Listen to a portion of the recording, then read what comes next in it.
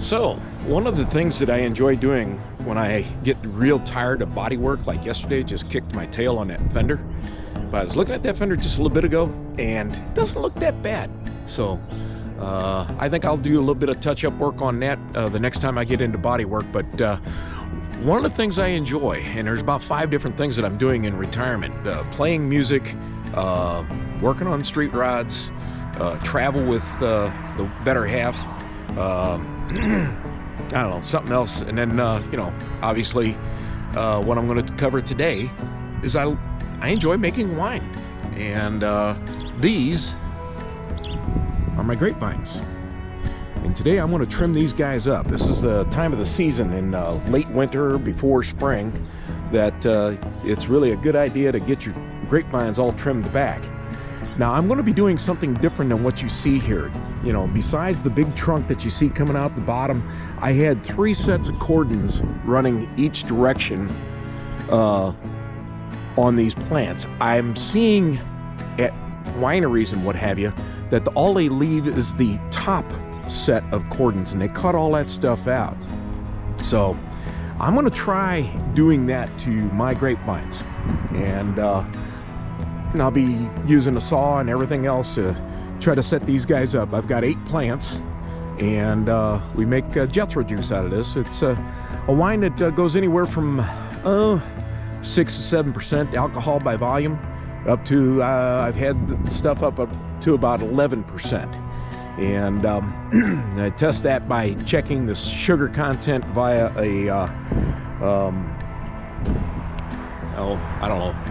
a hydrometer before fermentation. That tells me how much sugar is in there, and obviously it's going to be thicker because sugar is like a glucose. It's thick.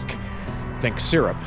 And then after fermentation, the sugar is eaten up, and it creates alcohol. Alcohol is less than 1 on the specific gravity meter.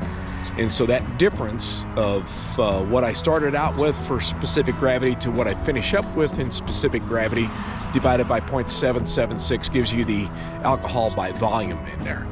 So again, today I'll probably do another video maybe in this fall or so of making wine itself and how I mix it up. And it's actually a lot of fun, and people seem to really appreciate it. I take this out typically to band jobs and give club owners. You would be surprised how many of them are female club owners in the area, at least where I work, and they seem to really appreciate it. So anywho, well, let's get into doing some trimming.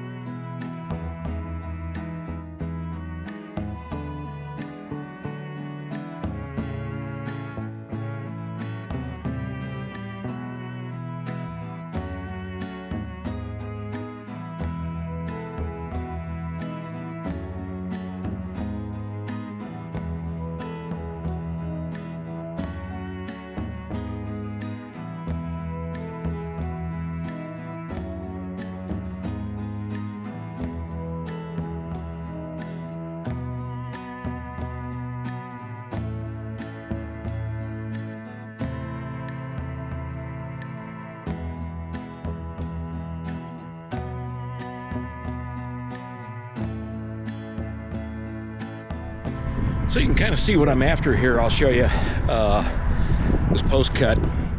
You see I cut all of the stuff up the trunk until we get to the top rung. There's no more of this, which is a cordon, where it starts farming bark on itself. And you know, it shoots when they come out, that's fresh growth. That next year will probably have some bark to it, and they kind of thicken up from there. So they become branches from what they call cordons from the trunk of the grapevine. And you'll see as well that I leave some nodes and what have you along a cordon like that, and that's where your branches all, vines all come out from. They emanate from there. And again, I think the idea behind doing just the top row of cordons, from what I've been seeing in the wineries, is that they find better production. They allow the trunk to really concentrate on getting the grapes up high up off the ground. So again, with that row's done, and we'll get on to the second row now.